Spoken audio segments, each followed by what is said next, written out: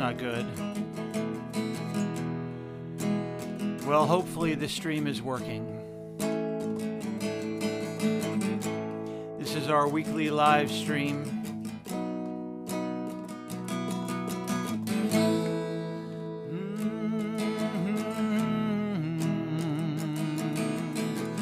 Welcome, friends. It looks like it's working. Popped up for me anyway. I appear to be wearing a fluorescent red shirt today. Man, that is a bright red on the screen. That is way, way brighter than it is in real life. Anyway, welcome, friends. Welcome. Come on in. Everybody come on in. I see you popping in the room. Welcome, everybody. It's Coffee on the Porch.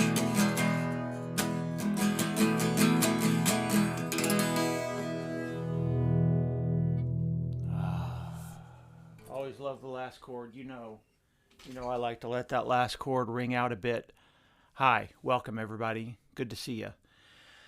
It is Tuesday, so it's time for Coffee on the Porch. Glad you're here. Glad you have found us. This is where you are, in case you need me to tell you where you are.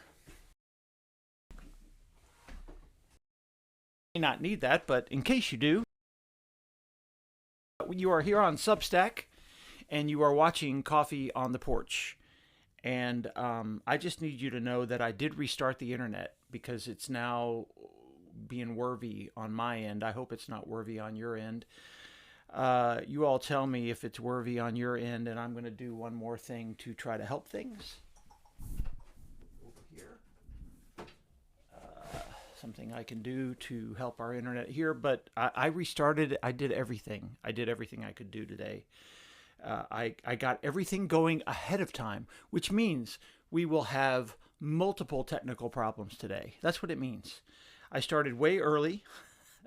I got everything done to get the live stream set up, and what that means for me is it will all fall apart spectacularly here in the next few minutes. That's how things work. Welcome, friends. Let me say welcome to you all. You guys are jumping right in. I love the way you pop right in. Good morning, Debbie and Bobby. Debbie and Bobby Berger met us, our Kessler Park folks, for our coffee break last week. That was super fun to see you guys over in Oak Cliff and to hang out for a bit.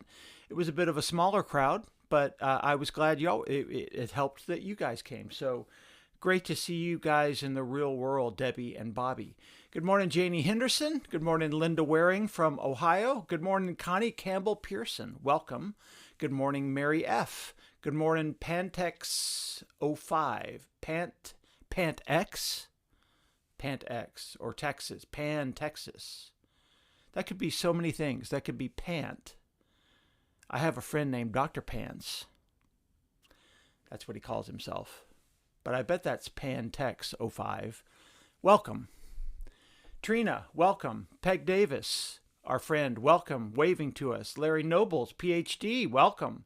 Joan, my friend Joan Hawthorne Humphreys, welcome, dear friend. Joan and Dan Gilliam, do you guys know each other? You're both Methodist pastors. Linda says, good day. Debbie Berger says, glad we got together Thursday. She's saying the same thing I did, and they're out on the porch. Good morning, Carol Ann. Good morning, Larry Pennington. Glad to see you, buddy. You are still in my heart every week. Not a joke.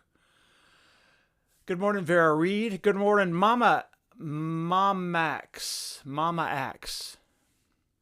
See, sometimes I try to guess what these. I know you know what it means, but sometimes I don't know what it means. Good morning, Brad Lind. Are you down at the lake? Where are you? Good morning, Shy Castle. Good morning, Janie Henderson. Yes, I am definitely, what? Come on, Janie. You think I'm really doing that? You give me a break. Janie says, you are wearing bright and happy red this morning. Are you celebrating Texas Tech's victory with us, the Red Raiders? Yes. The week after Texas OU, I'm celebrating Texas Tech. Right. Come on. You know better. But congratulations. Good morning, Eileen Smith. what's on the back of my t-shirt. This is a shirt that I got this weekend. I'll talk about this a bit. This is from Redbird Cafe. That's why it's red, Janie. Redbird Cafe. Red t-shirt for Redbird Cafe. I don't know if I can show you the back, can I? I don't know. Let me see. This is probably going to be spectacularly horrible. Can you see that? I don't know. I can't even see what you're seeing. Redbird Cafe. Redbird Cafe in Edom, Texas, where we were this weekend. There. Oh, I'm seeing what you're seeing, and it's only halfway helpful. It's a great little place over in Edom. We eat there when we go to the lake house. It's near our lake house. Good morning, John Bryant from Colorado, Foco, Colorado. Good morning, Sally Hoover. How are the pets? How are the animals, Sally? All right, friends, you're all showing up as you often do. This is a very bright red. I got to tell you, this is not this bright. And I think it's because, this is an interesting experiment because I have the color selection here set to, what is it set to? I'm not entirely sure. Vivid. Let's see what happens if I set it to like a more regular, shall we? Oh, look at that. Normal. Let's set it to normal. That's normal. It looks about the same. I don't know, y'all. It still looks pretty dang bright. I'm going to set it back to vivid just because vivid helps other weeks. But it's a cardinal red, but it's showing up on your screen. What is that red? It's almost like I don't know what sports team that would be, but this is a cardinal red in real life because Cardinal, Redbird Cafe. Good morning, Rick Mang. Is that Rick Mang? No, Rick Moen. Rick Moen. That's the other Rick. Good morning, Rick Moen. Good morning, Cat Bird. Good to see you guys. This is a great group today. You popped in quick. A lot to talk about. A lot going on in the world. Let's get right to it. Let's get back to the little pre-announcements, shall we? I think some of you have this and know this, but you can get a text reminder of this event, the live Coffee on the Porch broadcast every Tuesday morning at 9:30, by going to this URL or by scanning that QR code if you have the ability to do that currently.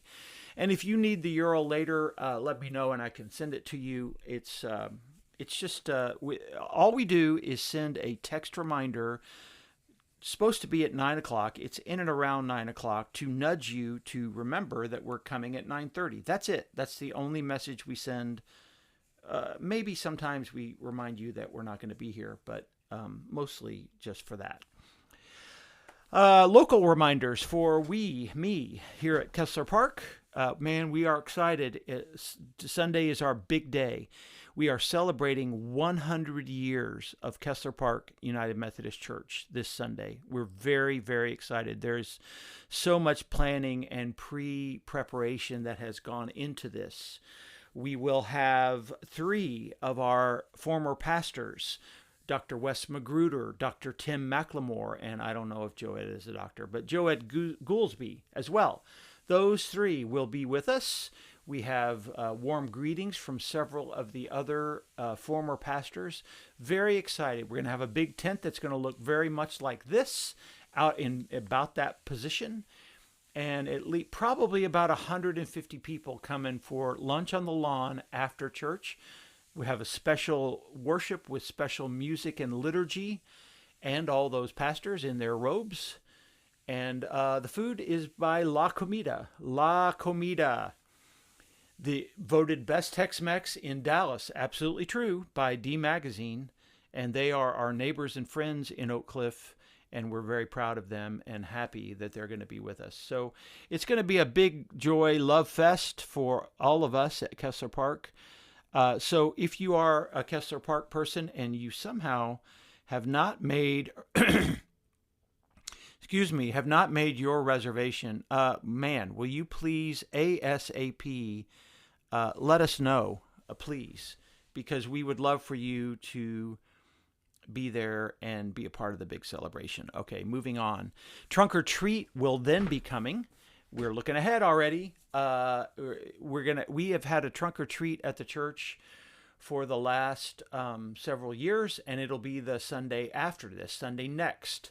From 5 to 7 p.m., we will invite our neighbors back in, our neighborhood back in, back to our property for trunk or treat. So come and join us.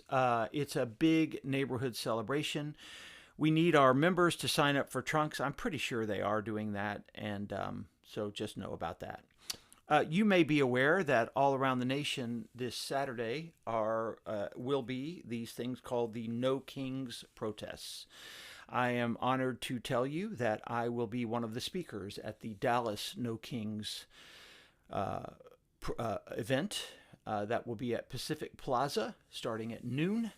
Please come and join us. We'll have some of our members have told me they will be there. We will have many of our clear clergy with me as well as I speak. I'm very honored to be a speaker for No Kings Dallas coming up on Saturday. And then, as you know, I am super excited that I have a new record out. Very, very happy that after that it's called Unfinished Business. Some of you have pre-ordered it. I'm here to tell you the pre-order is going a little slow for the CDs.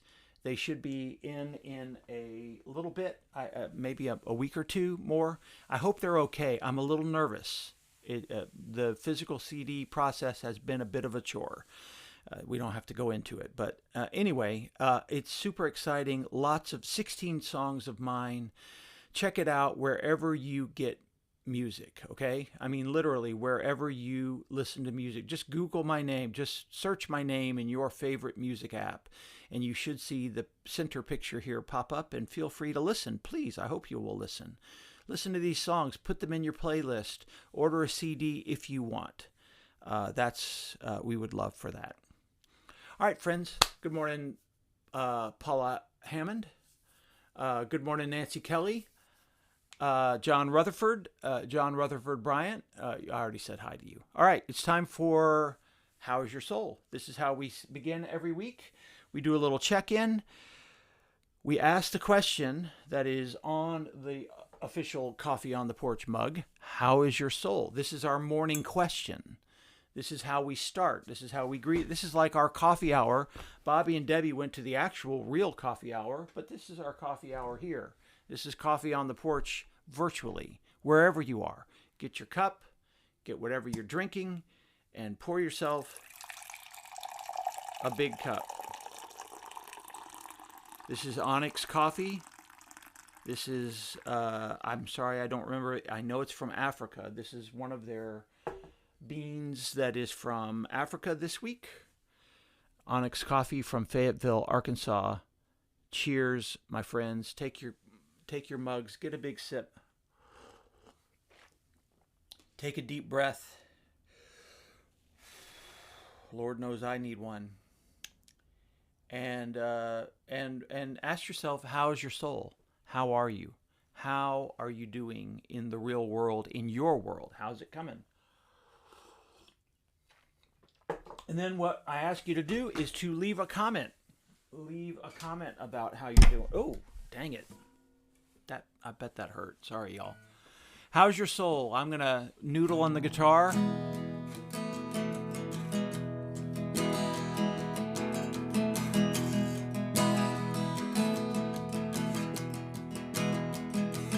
Good morning, Kay. How's your soul? How you hanging in there?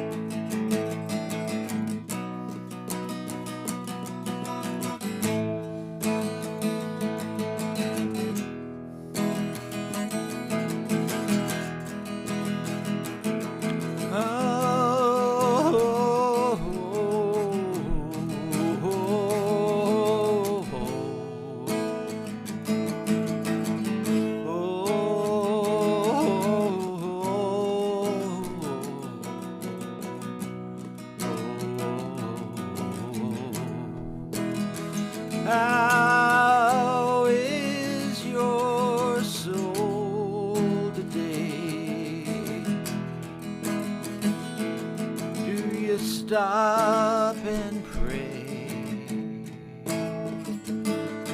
in this time anyway. We all need our friends. Yes, we all need our friends.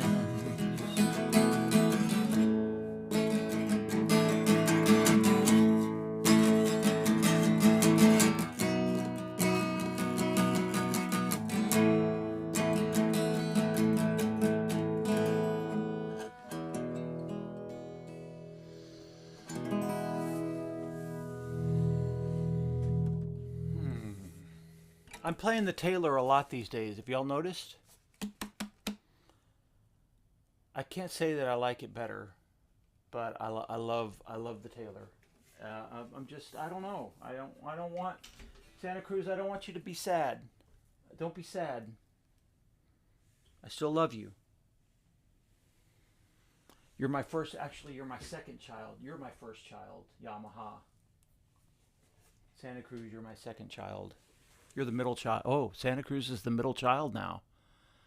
No wonder Santa Cruz is a little sad right now. That youngest child always gets a lot of a new theme song, Larry. I mean, I guess I could write some lyrics to that tune. Mary Gaucher. I'm going to need Mary Gaucher's permission if I write a new theme song. Let me see. Let me get my cup. I got the wings down on the chair. And let us see what you are saying. All right. John declares that he and Nancy are leaving this week for 12 days in Europe. Where are y'all going? Where are you going in Europe? What part of Europe? We're always interested in people that go to Europe. We keep saying we're going there, and we have not. Someday. Linda Waring in Ohio says this: my soul is happy because I'm soaking up the beautiful fall season, my favorite. All of us in Texas, on behalf of everyone in Texas, we say we are jealous. Y'all, it was 90 degrees 2 days ago. It was 89 degrees yesterday. It is now October 14th. It is literally the middle of fall now. Close to the middle of fall. And it's still every afternoon 90 degrees. Now, in the mornings, it's relatively cool. I hate to tell you, it's 73 now. I really should be on the porch. I know. I need to get out there at least once this fall, Eric. I know I do. But God, it's a lot of work. So we're jealous, Linda. We're jealous. Because it ain't supposed to be this hot. For all you summer haters, you know I love summer. You know I love to sweat. I'm going to tell you, I've said years before, fall is my second, like the Santa Cruz. Fall is my second favorite season, and I love my Santa Cruz and my second favorite season, and we're not getting it. We are unlikely to get trees turning their leaves until December. That's what's going to happen, I'm pretty sure. So we're bearing through. By the way, this is why we planned our big celebration that I told you about a minute ago, this thing that's coming up, the tent. The reason we said, all right, we're going to put a tent on the lawn. We're going to have everybody here. Let's do it in October. It'll be cool in October. This is what we said. Ha! Best made plans. So we are jealous, Linda, is the point of all of this. Congratulations. What is fall like, Linda? Tell us. Kay Ash says she's holding up. Kay, y'all, Kay is the best. She is the absolute best. My colleague, I'm so honored to be with her. Rick Lang, good morning to you. I know we missed each other last week. I will try to catch up with you, okay? Catbird says this: I am conflicted. I want to go to the No Kings protest, but I'm scared. I have a lot to risk, yet I feel like I should do something. I say this all the time, and I really mean this, and it's still true. All of us have to do what we can do, and not everybody has to do everything. So I understand that, and I think you're not alone. I know a lot of people who are expressing more and more anxiety and fear about being in public. Certainly in the Latino community, we're hearing that. I was in a meeting yesterday with some pastors where we were talking about this. And so I understand that, and I think you have to do what you have to do. And please trust in your choices, that your choices are helping. And I would say this to all of you. Trina Barnett, says, going strong with a little help from my friends. Awesome. Little Beatles for you. Rick Lang says, my soul is good, just been job searching. Big prayers for that. Prayers for the job. Bobby says this. Thank you, Bobby. I speak for all of us on how we appreciate coffee on the porch every week, and we thank you. Well, back at you, brother. And all of you, back at all of you. Liz Moen, Rick and Liz are both here, I believe. And Liz says this, my soul is feeling especially blessed. We celebrated our 45th anniversary on Saturday by hosting a post-elopement party for Caleb and their partner, Balky. Congratulations, Caleb. So Caleb eloped? I think I missed that news. That's fun. How'd you feel about that? Is it one of those where you knew it was happening, or was this a big surprise? Anyway, congratulations. Hook 'em horns, Rick Lang says. Yeah, more about that in a minute. John Bryant, following up on my question, says he and Nancy are going on a Rhine River cruise. John, you'll be interested to know that Denise and I have always said we didn't really want to go on a cruise, but we might do a European river cruise like that. So enjoy. You're going to be passing where Christoffel Volkart lived in the 1700s as a boy. You'll pass right past there. And just remember, that's where my Folkerth ancestors came from. Liz Moen says, this is the oldest child. I always resented the whole poor middle child meme. I am the oldest child, and I will avoid commenting on this right now, but with your sister. Rick Lang says this. Oh, man, buddy, we're with you. We're all with you. Rick Lang says, I dislike the decision to cut special needs education. 100%, man. 100%. You know personally, I think, and I know personally, how important those sort of things are, and it's a travesty. Sally Hoover, who hangs out at Lakewood United Methodist, says Lakewood United Methodist will be celebrating our 100 years next year. Maybe we can get some ideas. Happy to share. You know, this is one of the things I say a lot to our Oak Cliff friends is I live here in East Dallas in the shadow of Old Lakewood. And it is very clear to me that Old East Dallas, Lakewood, and Kessler Park, North Oak Cliff are very similar in terms of their histories, and this is an example of that right there. The fact that now what is different and is that many of the East Dallas United Methodist churches, not all but most, are still around. Sadly, almost all of the old Oak Cliff churches are now gone. And that is a difference. And there are probably reasons we can talk about another time as to why that happened. Let's see. We knew and we honored their wish to avoid too much attention. Ah, beautiful. Okay. You're such a good mom. You're such a good mom, Liz Moen. And Rick Lang said, okay, see, y'all pay attention to what Rick Lang is saying. If you don't know, Rick and Tara, they know the importance of special needs education firsthand, these two, Rick and Tara. And so Rick is pointing out to us, Rick is saying, in a special needs class when I was in school, and it hurts to see it cut, of course. We are cutting off our nose to spite our face, Rick, in here, because somebody like you are the proof in the pudding, the ability of you and Tara to be able to live independently the way you are is the proof of the importance of that in our society. It benefits us all for you to have had that education.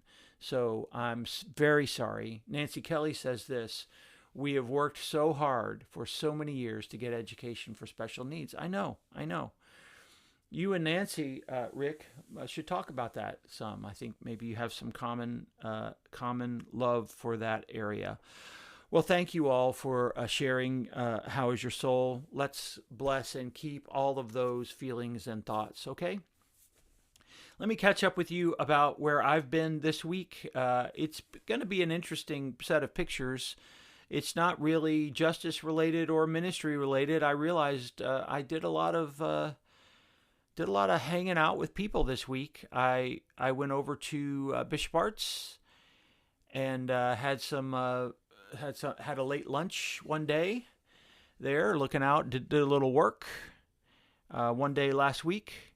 And then also last week, I did a lot of hanging out in Oak Cliff places. I went, Andrew McGregor introduced me to Cafe Olmo. Olmo Cafe or Cafe Olmo. Anyway, that's it on the left, right next to Herbie's Hamburgers on the right. And we hung out for a couple hours, had coffee at Cafe Olmo, and then we walked right next door and had a burger at Herbie's. It was pretty great. Oh, hey, I want to jump back and do this for Larry Pennington. Larry Pennington, we're with you, buddy. Larry says, my soul is better, getting out into the world. You have a gig Thursday? Awesome. We continue to pray for you, though, Larry. We love Sherry. We love you, and we know it's still a hard time. I just want to go back and say that. I'm sorry I didn't see that earlier. So I hung out in those two places this week. It was just good to do normal things. We're getting ready for Halloween around here. You saw this picture. Here's the porch, ready to go. This is just outside behind my back here, and ready to go. Last week was National Night Out all over the country, and to see our friends, our United Methodist friends, John Bryant. Oh wow, what was that? That was a weird picture. John Bryant, who is a state representative. This is Preston Weaver in the middle. These are two United Methodist pastors from Grace United Methodist. The breaking news is that John is joining the staff of Grace, as not only is he a lawyer and a state representative, he is now the associate pastor at Grace United Methodist. He's going to help them to hopefully come back. Wait, what happened to our pictures? Did they go away? Is that what happened? Did you see me pick my nose a minute ago?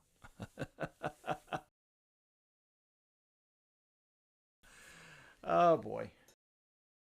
This is what I was thinking about. This is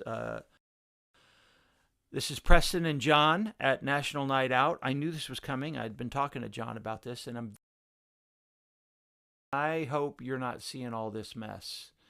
It looks like the feed is popping in and out. All I can tell you is, y'all, I did everything I could to make this better. This is other National Night Out. Some of the other United Methodist friends that I saw there. Saw Bill and Norma Matthews, my beautiful old Methodist friends. Y'all, some time out to do beautiful things as well. This is a picture of our sanctuary last week. Beautiful. As you prayer, and it was lovely and wonderful. Okay, this is really, oh my God, is it popping out as much for y'all as it is for me? So annoying. I'm gonna try to test something here, see if I can fix this or make it better. A beautiful little moment of find these moments of pause for yourselves, will you? Spend a moment in prayer and meditation wherever that works for you. This last weekend on Texas OU Day, we were out. We did not sit here in the shadow of the Cotton Bowl, even though that's where we live. But we went to the Edom Art Festival out near our lake house. It was super fun. Hadn't been in years. And it is a wonderful festival filled with artists and musicians and all sorts of people. Yeah, Larry, it may be that, but it doesn't normally. So I don't know. I don't know what's going on. I think it's some other things that maybe I could, hopefully, I fixed. Anyway, pictures from the Edom Art Fest. There's Denise at the Edom Art Fest. Super fun, super wonderful, beautiful. She's looking good. She's feeling better. And we were glad to get out in the fresh air. How about this picture at the Edom United Methodist Church? Edom Stayed United Methodist, y'all. The little town of Edom. It's an artist colony. That's really all they have in Edom, Texas, is a bunch of artists. Sculptors, painters, jewelry makers, etc. And I love this. We are artists because God is. Yes, I have often said the highest form of understanding God is creativity. So, yes. This is one of the stands. One of the artists had this here. And you can see on the left, God bless all the queers, artists, and other weirdos, I think it says. I think it blurs out a little. That's on the right. And on the left, Mercy Now, which I said to the artist, I said, is that the Mary Gauthier song? And she said, yes, it is. So I bought that. And it's now out at the lake house. And you can guess what song is coming in a minute. Some beautiful wildflowers growing along the lakeside. These are new. They've never been there before. Just wildflowers popped up right along the lakeshore down from our house at the base of the forest. Beautiful, beautiful little gorgeous moment of nature as the sun set on Saturday right before I came home.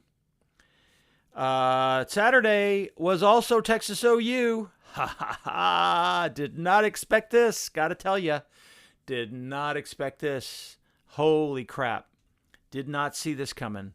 Congratulations to the Horns, y'all. Congratulations. Congratulations, Texas. It was a good game. The better team won, I gotta say. So Texas may have turned the corner, and I'm super happy about this. All right, friends, I want to remind you, I've been doing a lot of speaking and about the topic of immigration. We're going to talk about that a bit in a moment as well. One of the things was this appearance on George Mason's podcast called Good God. Last week, George and I sat down and we had a really interesting conversation about faith, about fear, about prayer, immigration, and moral harm. It was really, really good. Yeah, Paula, SMU also won. SMU won. So if I'm wearing red, I'm wearing it for SMU, if anything, by the way. Anyway, that Good God podcast, it's about 30 minutes. You can find Good God wherever you get your podcasts. You can watch it on YouTube. Do go ahead and check it out. It's a lot of, if you regulars here will know and understand what I said and not be surprised by any of it, but I think you'll appreciate it. Also, I've been doing a lot of writing this week. I am very proud, and this essay means a lot to me. The Tears of Espada. I published this yesterday.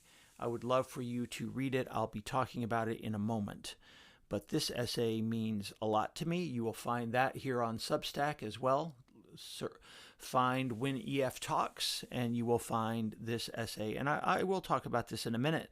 But I also wrote about this guy, David Black.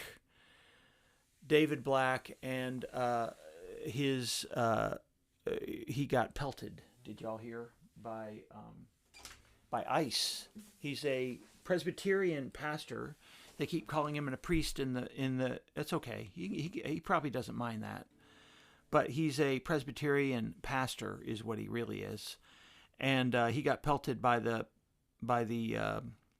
pepper gun and pepper spray, and has some stuff to say about that, which I will get to in a minute. But I want to go back to the song now. I want to go back to Mercy. And I want to go back to Mercy Now, this remarkable song from Mary Gauthier. And let's see if my pedal's still working. Yep, beautiful. So let me get this off the screen.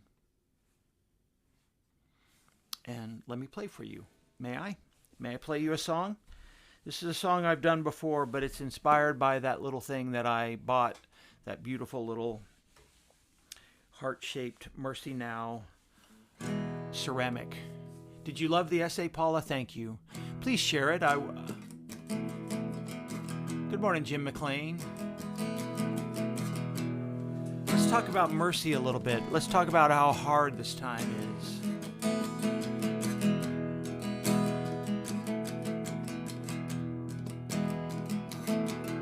I've done this song before many times, but it just fit a little bit in what we're going to say. My father could use a little mercy now.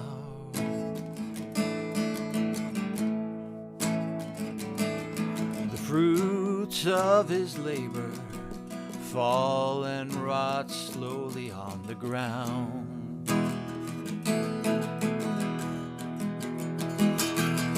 His work is almost over, won't be long and he won't be around. Oh, I love my father, but he could use some mercy now. My brother, oh, he could use a little mercy now. He's a stranger to freedom, he's shackled to his fear and his doubt.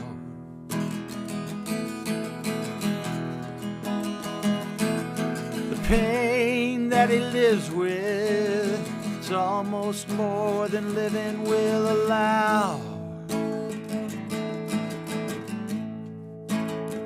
Oh, I love my brother, but he could use some mercy now. My church and my country, oh Lord, they could use a little mercy now. Oh, they sink into a poison pit, gonna take forever to climb out. Well, they carry the weight of the faithful who follow them down. Oh, my church and my country, they could use some mercy now. Oh, every living thing could use a little mercy now. And now only the hand of grace can end the race to another mushroom cloud. Listen to this. The people in power, they'll do anything to keep their crown. Oh, I love life itself, but life itself could use some mercy now. We all could use some mercy now.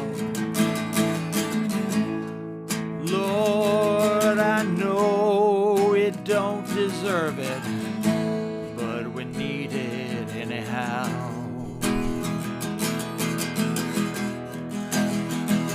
As we hang in the balance and and would dangle between hell and hallowed ground.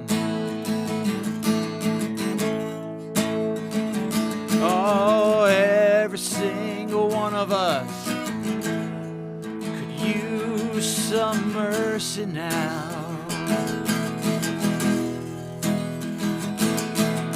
Every single one of us could use some mercy now. Every single one of us could use some mercy now.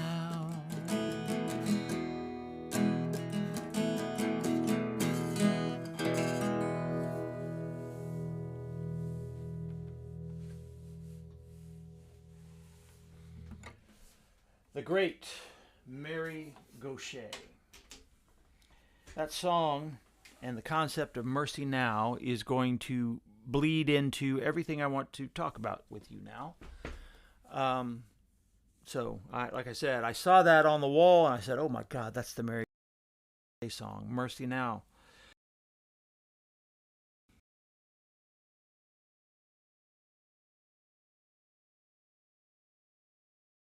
Edom Art Fest. It was beautiful. It was wonderful. It was fantastic. I was glad to be there. Glad to see all those gorgeous folks there. But let's talk about mercy a bit, shall we? We're losing the graphics again. Joan is saying this. My eye is messing with me. Joan is saying, "Good God, the podcast was awesome. Was an awesome talk, and Tears of Espada as well was enlightening and reminds me of some 12-step revelations. 100% true. Yes, Joan. I'm going to get to that in a minute. God is ever at work in surprising ways. That's kind of the point here, I think, Joan. Larry is asking, have you read her book? It's heart-wrenching. I have not. I probably should read her book. I am not going to have time to get into all the details of this, and so I hope you will, because it's a long essay. As I always do, I write too much. But Tears of Espada, I worked on this for 2 months, this essay. It was supposed to come out in August, at the 10-year anniversary of the events it describes. And it starts out this way. I'm sitting in a pew inside Mission Espada Church at the very end of the San Antonio River Trail, and I am weeping uncontrollably. The salt of my tears is mingling with the salt of my sweat, and my entire body is shaking with every heaving breath. This essay is about, dear friends, probably the lowest moment of my life. The lowest single moment, the moment that I can point to and say, yeah, that was really bad. There were so many things going on, and that's what the song Mercy Now. She mentions her father, she mentions her brother, she mentions her country, she mentions her church. That was all the stuff that was swirling around in my head in that moment. My father was dying of pulmonary fibrosis. He would be gone 12 weeks later, and I knew everything that was coming because I had seen church members die of that disease. I knew exactly how horrible it was going to get for him, and he didn't want to talk about it, which was fine. Everyone deserves to die the way they want to. And so it was not my place to lecture him, but to instead just be with him. But it was a very hard time. And I was pre-grieving that and knowing that that was coming. Meanwhile, the United Methodist Church was in the midst of our horrible, horrible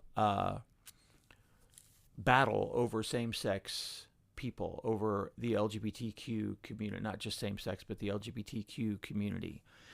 And it was such whiplash because in June of that year, we had had the Obergefell decision, which legalized same-sex marriage. And as you remember, back in June, I celebrated that with you.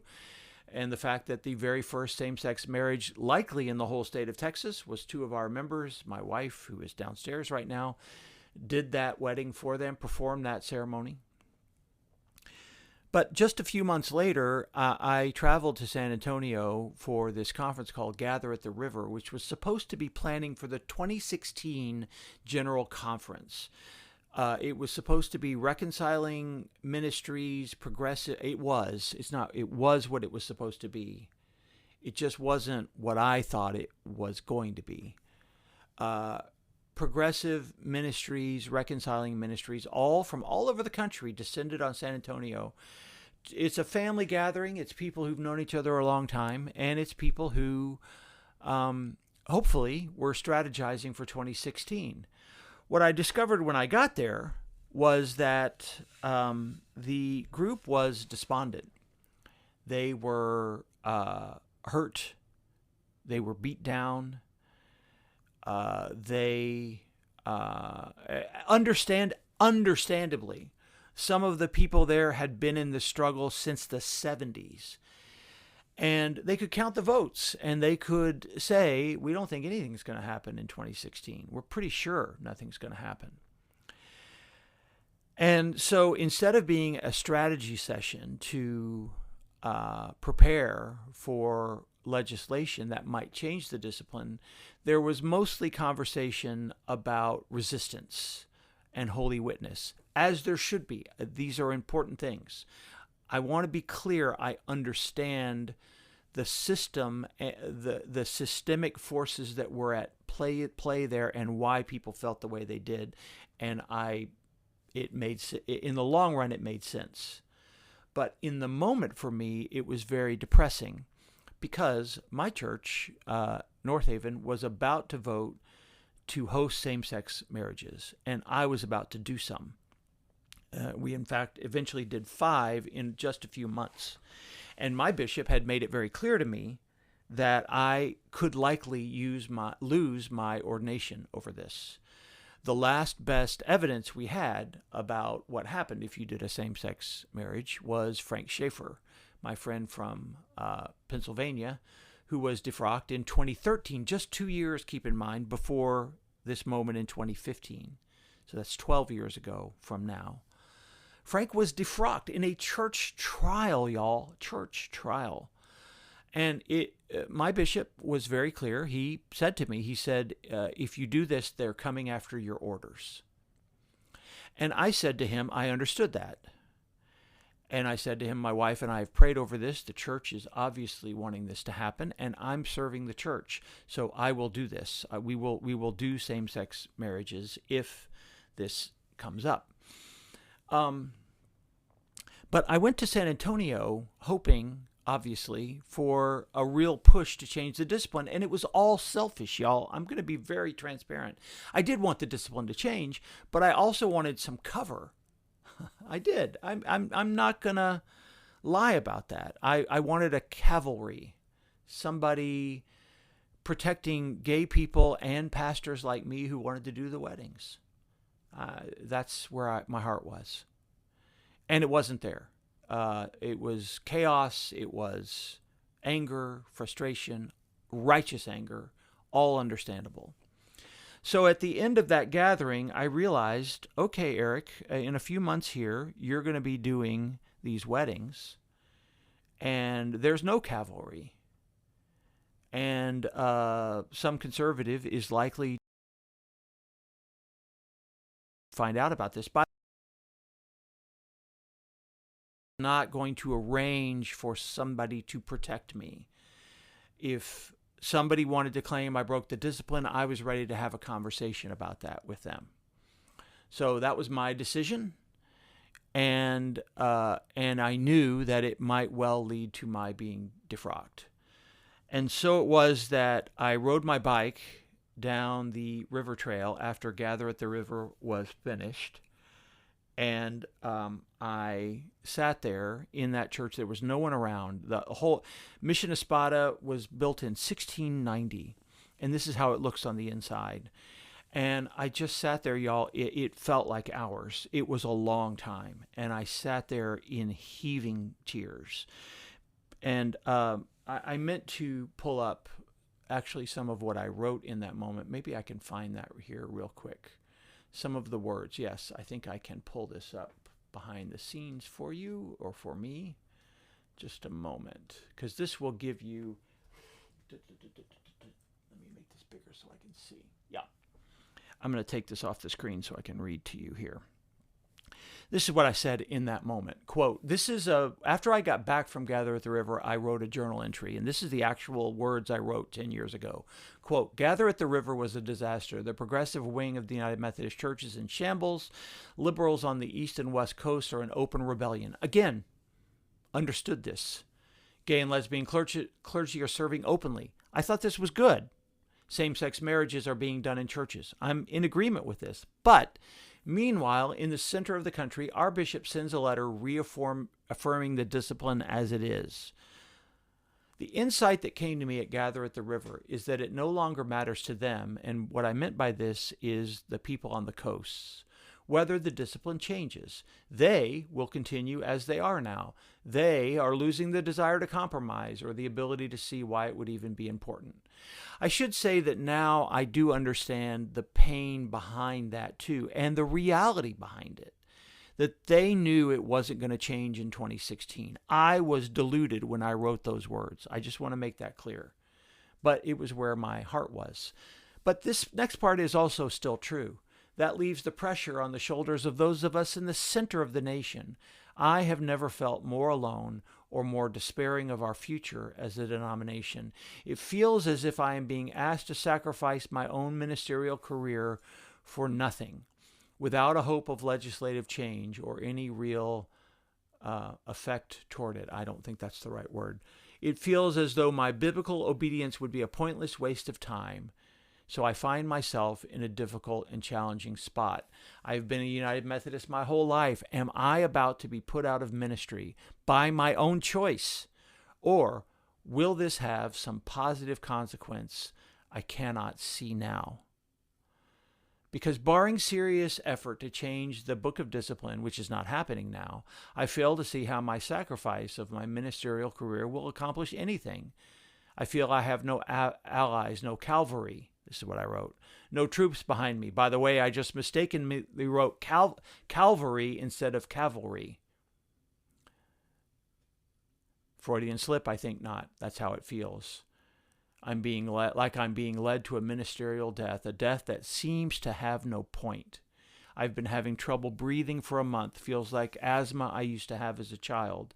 The bottom line for me is this. If I am to sacrifice myself here, I'd always wanted it to be worth something. I always wanted it to have a deeper meaning and purpose than just my own actions. But I cannot see what that will be. So it was a dark moment, y'all. Now, everything miraculously worked out. But this is my point. It wasn't up to me. How it worked out wasn't in my control. And I feel like that the nation right now is in a similar moment where we are in a hell of a mess right now. And many of us feel like these events are beyond our control. Yes, you're doing what you can out there to make the world a better place. I understand that. You're writing letters, you're going to protests, you're talking to neighbors, you're trying to be a good person, and you see us drifting more and more toward second stage fascism. And I understand how hopeless that feels. And so I'm going to suggest to you that perhaps you have had your moment of tears of Espada. Perhaps you are having your moments where you are just saying, God, I'm at the end of my rope. I really don't know what comes next. I really don't. Just understand and know that you're not alone and that this is not weird. This is understandable for where we are now. I'm going to tell you that I do think that sometimes, as Joan said, this is almost like a 12 steps thing, because that is what I did that day at Espada. I said to God, I give this all back to you. I give back my career. I give back my father dying. I give back being able to do anything positive at all. And I'm just going to, and the decision I made was we're going to do the weddings and we're going to see what happens. And there was a unfriendly complaint. It was resolved miraculously. Honestly, I don't think anybody was convinced it would be. The bishop certainly was worried that it would not be. But it was, and I won't go into that. It was an unfriendly complaint that was resolved with a professional mediator after a day-long negotiation. But that told us something. That told us that things had shifted. And I do think that showing up, this had way more to do than me and our church. This had to do with people across the country. So what happened is that in 2019, things got much worse. Everybody imagined that it couldn't. Guess what it did? They passed what they called what I called the traditionalist plan, which turned the screws even more and said that not only could a pastor like me be punished, and not only would we be defrocked, it set being defrocked as the punishment, being suspended as the punishment. And it put punishments on bishops, tried to put punishments on bishops if they chose to not defrock people. So it was very harsh, and there was an immediate reaction. In other words, the conservatives pushed it one step too far. And suddenly the moderates woke up. And suddenly the moderates said, we don't want this anymore. And I've told this story many times, so I won't repeat it here. But that's what happened. And we are in a very different place. And miraculously, it is the conservatives who have left, and the moderate and progressive United Methodists continue forward in, I believe, a very healthy and hopeful place. But none of that did we know in August of 2025, 10 years ago. What I believed was that this might be all ending. My ministry might be ending. The United Methodist Church might be ending. My father was definitely dying. My mentor, Bill McIlvaney, had already just died months before. I was feeling stunningly alone. So if you are feeling stunningly alone, I guess the only thing I can tell you is try to keep the faith and know that I can't promise you that everything's going to work out. I really can't. But I can tell you that if it works out, it's going to be because of what is happening right now, which is that millions of people are rising up. I don't think people are going to come out and do a mea culpa and say, oh, I'm so sorry, you're right. This was terrible. But I do think people in their hearts are doing that. I know because I hear from them every now and then. And I know that faith leaders are starting to rise up, including my beautiful friend, Jonathan Grace, a pastor from here in Dallas. Jonathan Grace was the pastor at Grace United Methodist down the street some years ago. Now he's in Chicago at a church there. You may have seen these pictures of the detention center in Chicago and the protests there. These somewhat mirror, they're a little bit more intense, but they somewhat mirror what we've been doing in Dallas at the ICE facility every Monday. Jonathan Grace was there last weekend. My dear friend Mara Richards Bem, is there right now. She has flown up from Dallas to cover this for the Baptist publication that she works for. And so she not only attends our Dallas vigils, but she is up there right now. And my point in saying this is there are clergy across the country doing this now. We're aware that this is happening in Oak Cliff as well. And our message is a message of hope and love and peace, that we as a nation act justly toward migrants, and that, frankly, ICE agents not cause themselves moral harm in what they are doing.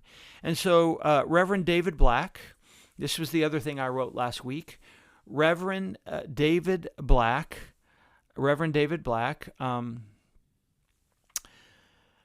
This picture made the rounds. You probably saw this picture. I think everybody I know saw this picture last week. And it was kind of stunning, shocking, I know, for a lot of people.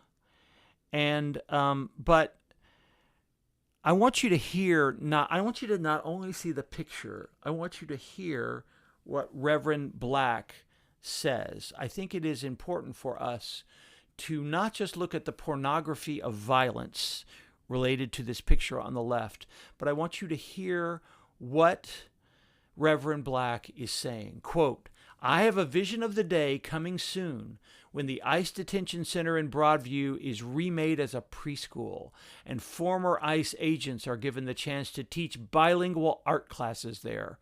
A future where our neighbors and friends have homes in the places they choose to belong, in neighborhoods with gardens and wells, and everyone enjoying the plenty enough we have when we share.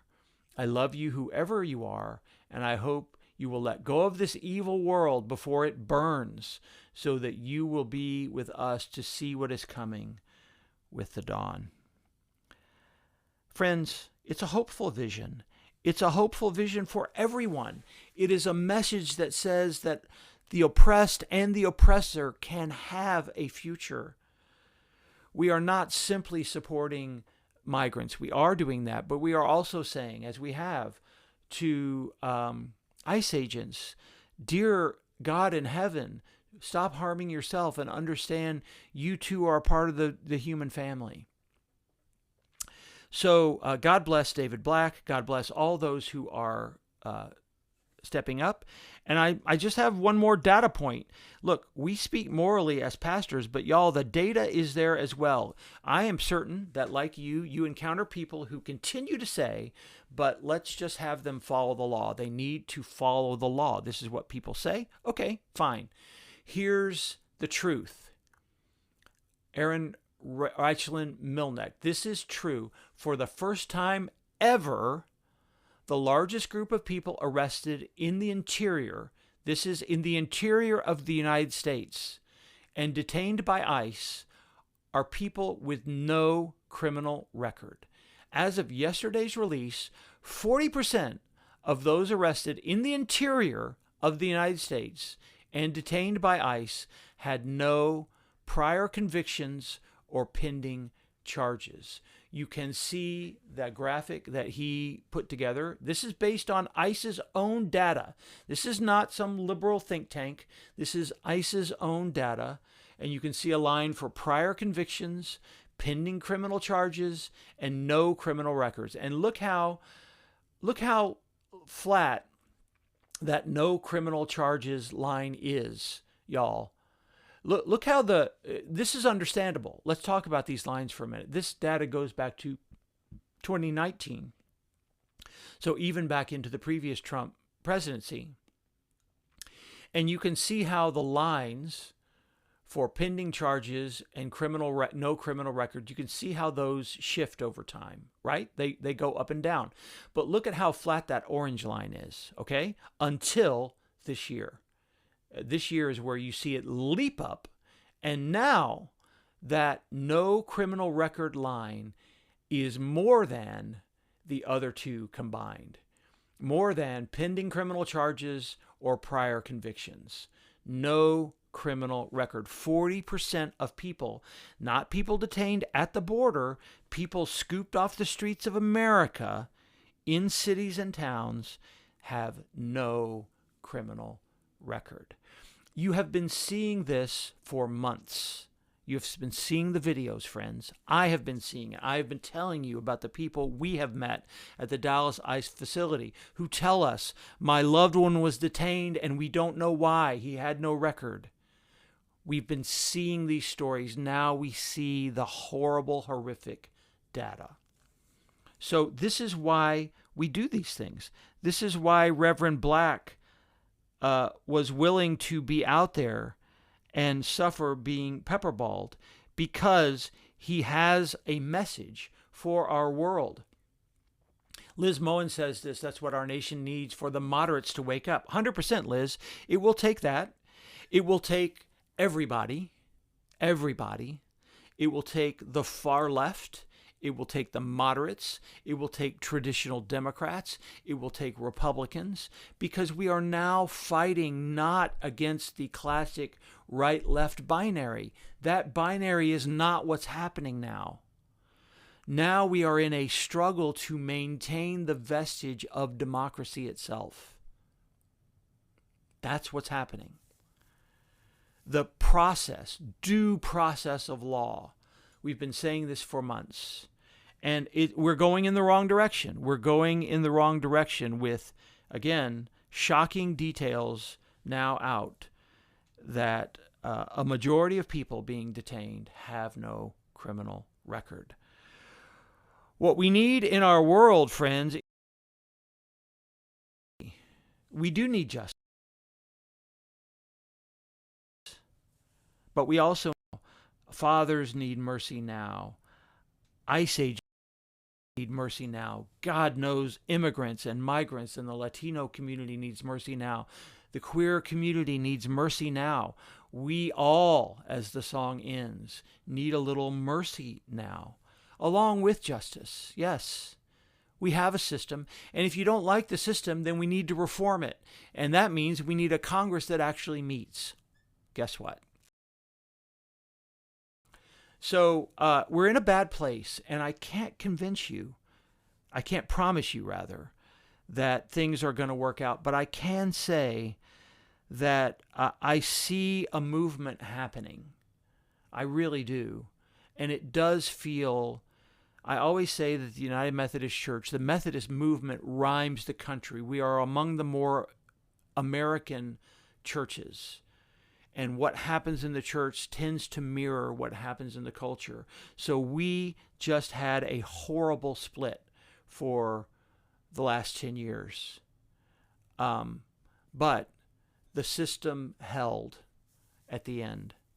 And I don't know that it's going to work out that beautifully here in the country, because we have people who have no moral foundation, frankly, who are just interested in power.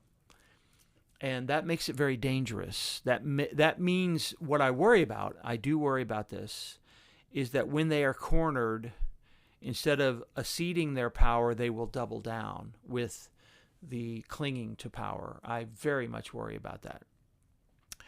I do know, though, that one of the ways through this is to pray your tears of Espada.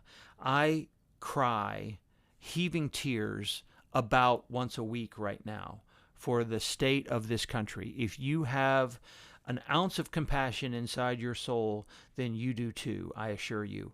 And all I can tell you is do that. Like Joan said, it is a part of, it's almost like a 12 steps thing. I am powerless. Lord, help me understand what I control and what I do not control. Give me the wisdom to know the difference. And yeah, we need everybody. Thank you, Bobby. I think Tears of Espada is likely to be a song at some point. I've already started meditating on that, my friend. All right, we're a little over time. Hope you enjoyed all that. Let's remind ourselves of where we were today and what we did.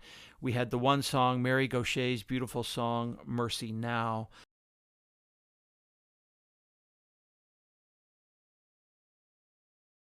$125 people already signed up for our beautiful event on Sunday. Very excited about that. As you know, I have an old CD. It's not even a year old, y'all. Rock Hammer to the Stone is out. Hope you'll listen to Rock Hammer to the Stone. But even more than that, I hope you might consider finding this record, Unfinished Business. I have 2 records that have been released in the last year. That has never happened before in my life, and I'm super excited about it. So go check out that music, if you will. Check out the Substack. Check out the writing.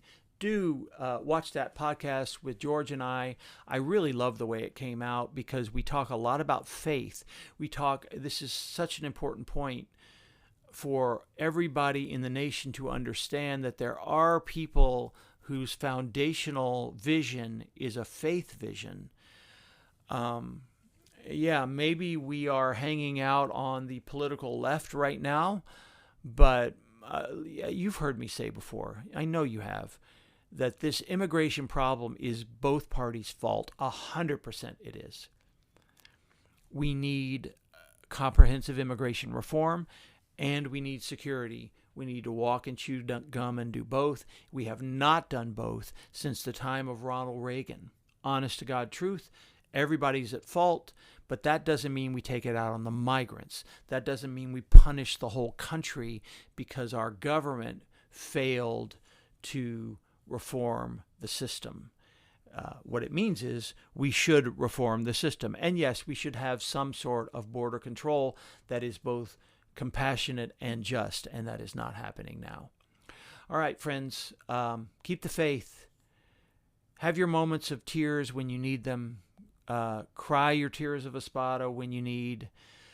Pray for mercy, pray for justice. If you're in Dallas, love to see you on Saturday out at the march. And if you're a Kessler Park friend, hope you'll be with us on Sunday as we celebrate our big day. It's going to be a very big weekend for us. So God bless you. I'm sorry we went a little long, but I feel like it was good. You hung with us. I see we have a good bunch of folks still here. Thank you all for being with us this day. Tell your friends. It's a great hour here at Coffee on the Porch. We gather from all over the country to try to get through this hard time. Bless you, God bless you, and God keep you until we are again together. Bye-bye. See you next time.